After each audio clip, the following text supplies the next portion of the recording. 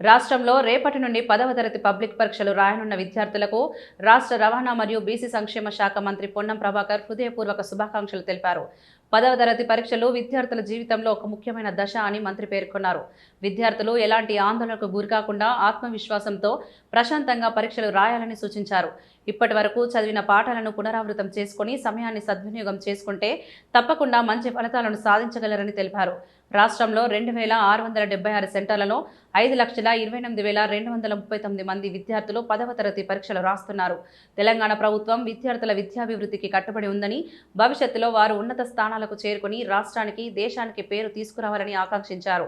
ఈ సందర్భంగా 10వ తరగతి పరీక్షలు రాయనున్న ప్రతి విద్యార్థి ఉత్తమ ఫలితాలు సాధించాలని మంత్రి పొన్నం ప్రభాకర్ గారు ఆకాంక్షించారు.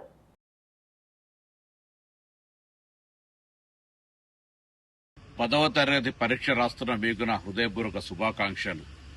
ఇది జీవితంలో ఒక కీలకమైనటువంటి బోర్డ్ ఎగ్జామ్. ఎక్కడా భయపడకుండా సంవత్సర కాలంగా మీరు చదివిన, కృషి చేసినటువంటి అంశాలను పరీక్ష రూపంలో రాసి అత్యధిక మార్కులతో పాటుగా భవిష్యత్తుకు పునాది వేసుకునే విధంగా మీకు అన్ని విధాల మంచి జరగాలని కోరుకుంటూ మీకు నా హృదయపూర్వక ఆశీర్వచనం. మీ పొన్నం ప్రభాకర్.